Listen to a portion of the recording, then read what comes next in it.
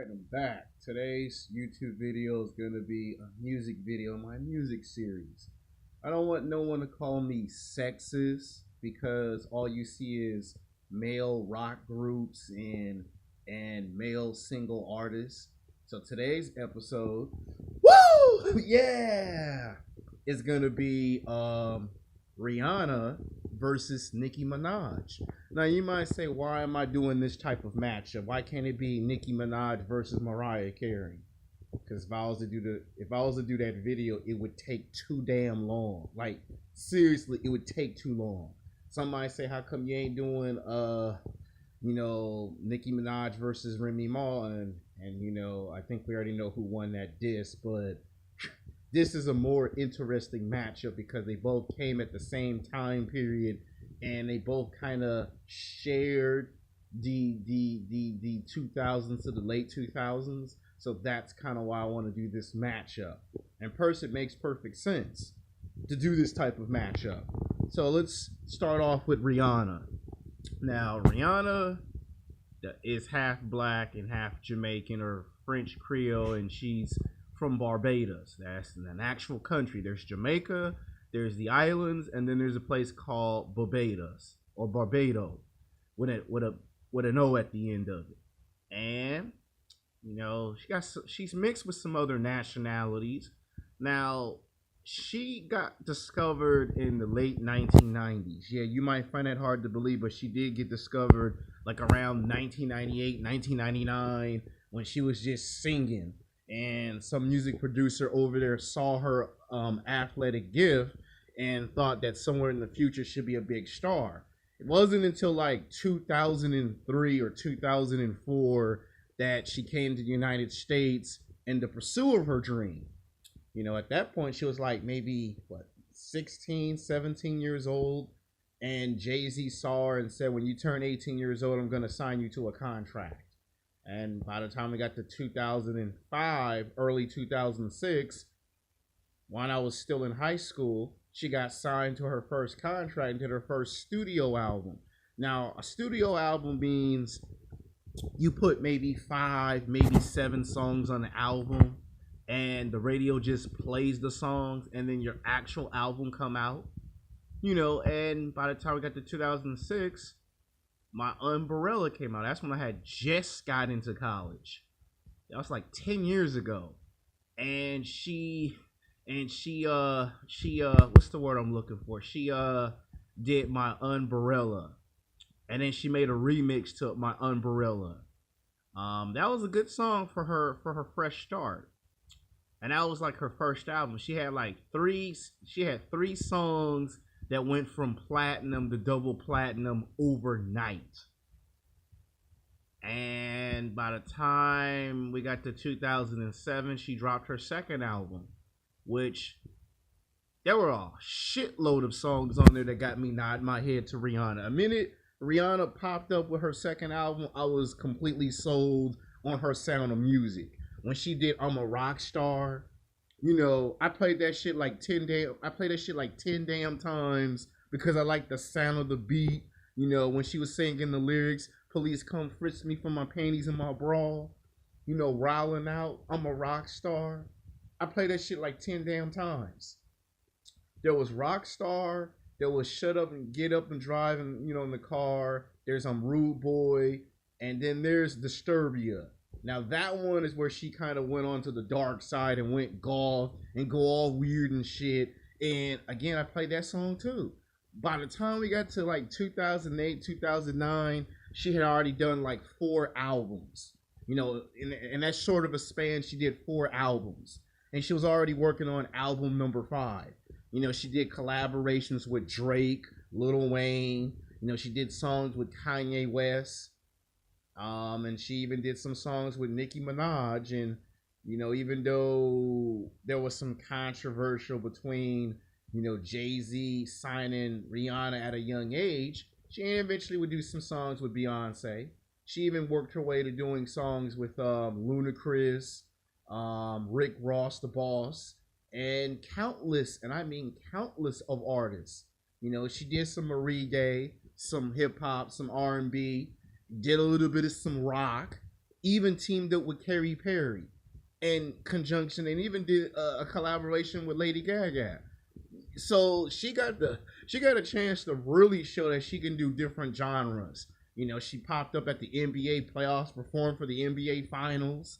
You know, you gotta be very talented to get a phone call and perform for the NBA finals. And it was the same thing for the Super Bowl. She got the honor to do the Super Bowl, which I thought she should have done by herself. You know, they called her and Nicki Minaj and did a duet with her and Madonna, which is stuff of legend. And she got the privilege to learn, you know, get to do a song with Madonna. And again, not too many people get to do that in their career. You know, you get to be face to face with a living legend. You know, she got to do that. And her song with Drake, she did like at least 7 damn songs with Drake. And then to turn around and pair her up with Eminem. Again, it's not often somebody gets to do a song with the great Eminem. She did at least 2 songs with Eminem. So that shows what type of person she is. No matter who you put her with, she put out this great sound of music. Now, we could say that her last album, the songs were, you know, the sound was changed. Her sound of music had to be changed a total of 5 times. And you could tell that by the time she got in her late 20s, early 30s, you could tell she was already trying to expand on her career. You know, by the time we got to 2010, she decided to do her first feature film, which was Battleship, which was a nice, good role for her. You know, she had the acting bug. And then she popped up in a couple of more movies. You know, This Is the End, where she just plays herself. So, and then, of course, let's not forget that television show in 2012 where she got to pop up on Cycle, the television show, where she popped up, I think, either in season 4. It would have been nice if they would have kept her around for 2 or 3 seasons, but they killed her character off. She was playing a love interest. I mean, her movies, they're okay. You know, and at this point, she's probably done 5, maybe 6 albums, probably working on album number 7. And she did all of this in 10 years, and she's 30 years old. In the midst, well, we could say for right now, in the midst of her prime. And she's had some high profile, you know, breakups. We're not going to go into the breakups because there's too many of them. And that's not what this music video, my music series is about. And I like the vast majority of Rihanna's music. I mean, okay, her first album, I wasn't quite sure. But by the time she dropped her second album and her third album and her fourth album and her fifth album, I was listening to the vast majority of her music. Whether I was playing basketball, whether I was at the gym, whether I was at the movie theater, whether I was on a road trip, whether I was going to a job interview, coming home, coming from home, wherever I was at, somehow, somewhere, I was listening to some Rihanna. So, for some reason, it seems like I take a good liking to her music. Now, I do know the last album weren't exactly, you know, I ain't been listening to her music lately, but, you know, that happens. You know, you like the artist in the beginning, but then when they change their sound too much, you start to turn away from their music. And then you take an interest in them when they do movies and television.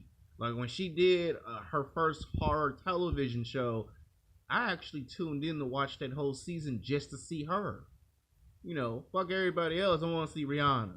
So I don't know. Maybe they put some drugs in my food. Maybe they put some in the air and put me under a spell. You gonna look at sexy Rihanna. So yeah. Now let's go for Nicki Minaj on the other hand. Now, Nicki Minaj, on the other hand, I wasn't exactly a fan of her just quite yet because she reminded me a lot like Little Kim, and they draw heavy comparisons to Little Kim and Nicki Minaj. Now, Nicki Minaj popped up around 2004 when I was still in high school. And same thing, they had to wait until she turned 18 so she can get signed. And she had already done an album, but, you know who produced it, Savari. You know, yeah, you know who he is on Love and Hip Hop. You should know who he is. Hit Love and Hip Hop New York. And she got signed to Lil Wayne and Young Money Records. Lil Wayne, Lil Weezy. Little Birdman, whatever you want to call him, got signed. And when she put out, I can't even remember what was her first hit single, but it went double platinum. Now, when she started doing those love songs and they had Michael J. White in the video doing martial arts, then I paid attention to Nicki Minaj because she had a unique sound.